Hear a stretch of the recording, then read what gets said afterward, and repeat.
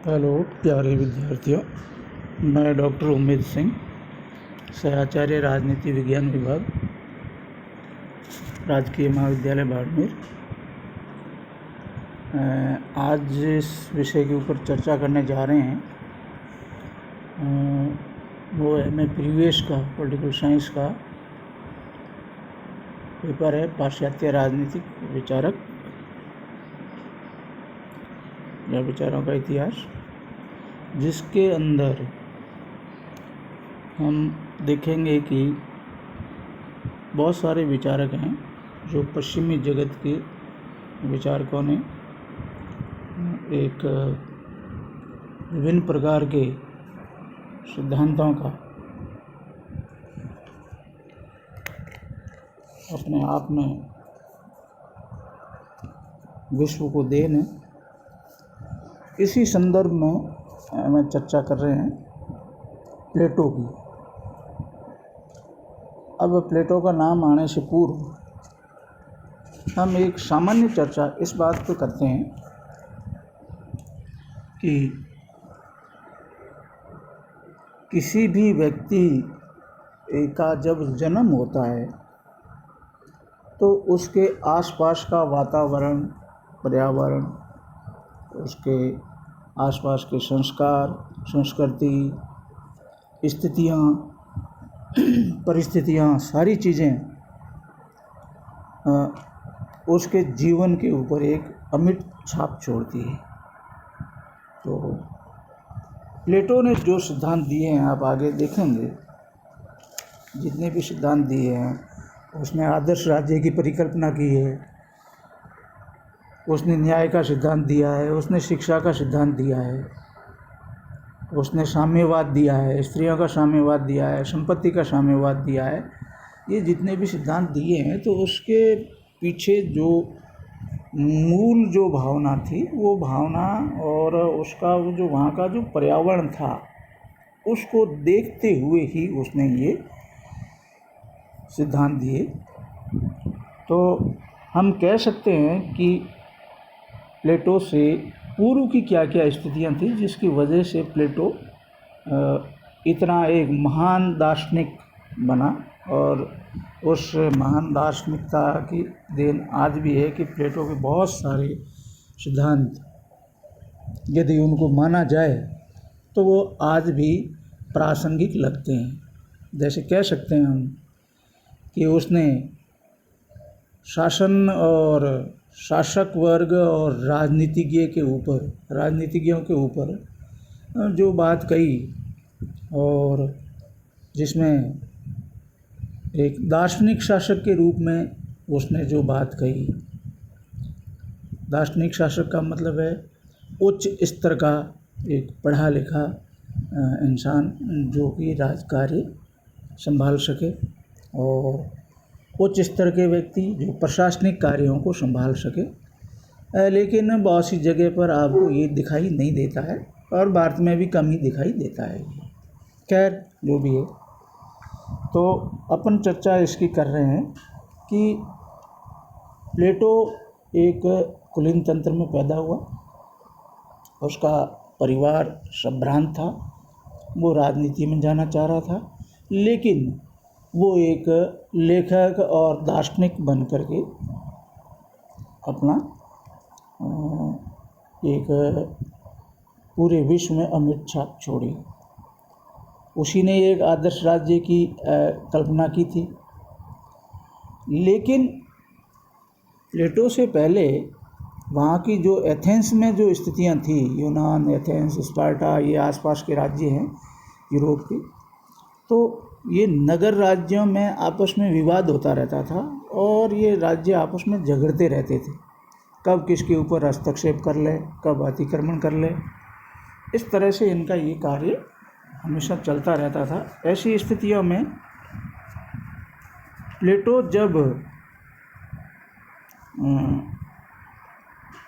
परिपक्व हुआ, युवा अवस्था से निकल करके 25-30 साल की उम्र में आया, तब इसको ये सारी चीज़ें सामने आई। तो हम कह सकते हैं कि क्या कारण थे जिसकी वजह से प्लेटो आज भी एक प्रासंगिक है। तो इसने जो भी सिद्धांत दिए उससे पूर्व की स्थितियां जो थी उन स्थितियों को देखते हुए ही उसने अपने नवीन सिद्धांतों का आविष्कार किया। क्योंकि प्लेटो सुकरात का शिष्य था, सुकरात एथेंस का मूल निवासी था, और सुकरात से पूर्व वहाँ जो सोफिस्ट थे, जो बाहर से जो लोग आए थे, जो एक प्रोफेसर लेवल के लोग थे और पढ़े लिखे थे, और उन लोगों ने वहाँ आकर के एक व्यावसायिक शिक्षा शुरू की, और जिस व्यावसायिक शिक्षा के अंदर अमीर लोगों को उन्होंने शिक्षित करना शुरू किया एथेंस में।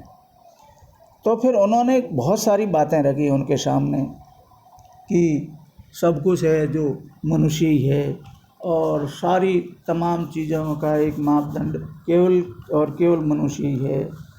राजनीति शास्त्र का जो ज्ञान था, अस्त व्यस्त था, उसको उन्होंने ठीक किया। उन्होंने मानवतावाद पर भी बल दिया,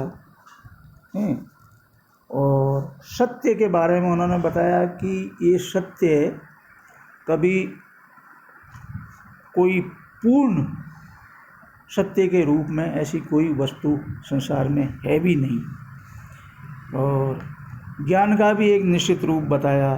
तर्क शक्ति पर उन्होंने बल दिया, युवाओं को राजनीतिज्ञ बनाने पर बल दिया, और न्याय और नैतिकता में अंतर किया कि दोनों में ये अंतर है। प्रजातंत्र में उन्होंने विश्वास जताया, और विभिन्न वर्गों की योग्यता, समाज और समाज विज्ञान आदि के जो ये विशेषज्ञ या विशेष वर्ग जो होते हैं, इन वर्गों में क्या स्थान होना चाहिए, क्या सामंजस्य होना चाहिए, ये सारी बातें उन्होंने कही। अब सोफिस्ट जो ही आए, तो सोफिस्टों के बाद में सुकरात आया। सोफिस्ट जिस तरह से जो शिक्षा दे रहे थे एथेंस वासियों को, और वो धनाढ्य लोगों को या अमीर लोगों को शिक्षा दे रहे थे, जबकि सुकरात की एक संवाद शैली थी, और ये संवाद शैली आगे जा कर के प्लेटो ने भी अपनाई। प्लेटो ने एक सुकरात को एक माध्यम बनाया समाज शैली का। तो सुकरात जो था वह गली गली में घूमता और युवाओं से शासन से लेकर के सामाजिक स्तर की व्यवस्थाओं को लेकर के, समस्याओं को लेकर के वो उनसे एक संवाद करता था, प्रश्न पूछता था और उन्हीं से ही हल ढूंढता था। और इस तरह से सुकरात अपने आप में एक महान दार्शनिक हुआ। वो एक कहता था कि जो कुछ है वो ज्ञान ही है, ज्ञान ही गुण है, सब कुछ है वो ज्ञान के अंदर ही निहित है। यदि आपको कहीं कोई ज्ञान नहीं मिलेगा या ज्ञान आप में नहीं होगा तो आपका मनुष्य जीवन बेकार है।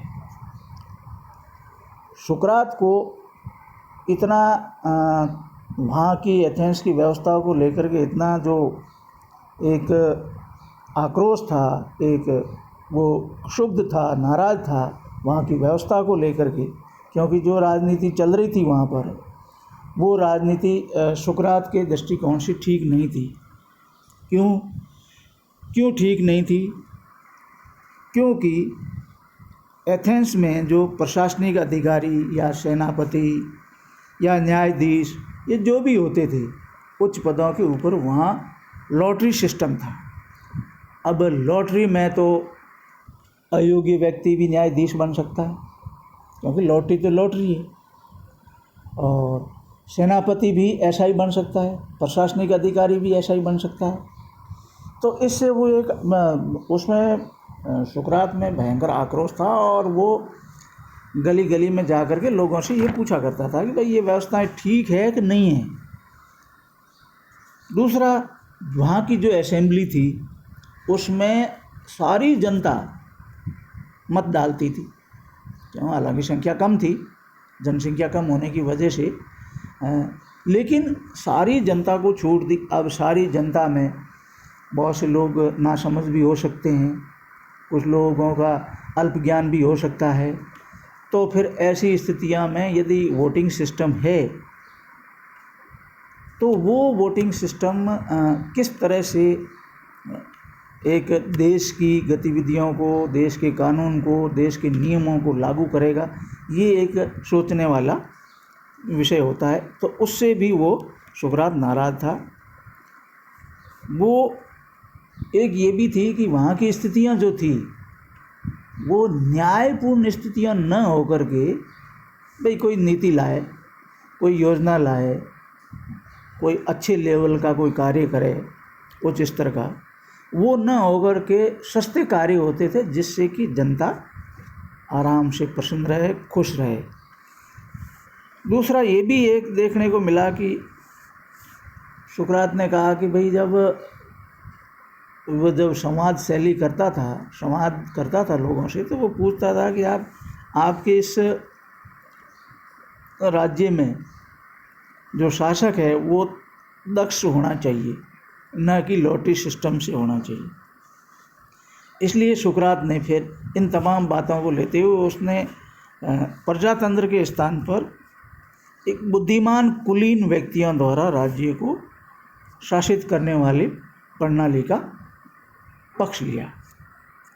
सोफिस्ट जिस बात को कहते थे कि जिसकी लाठी उसकी भैंस, जो न्याय सिद्धांत में उन्होंने दिया कि जो शक्तिशाली है वो उसी का ही न्याय है, सुकरात इस तर्क से सहमत नहीं था। वो कहता था कि इससे निश्चित रूप से समाज के अंदर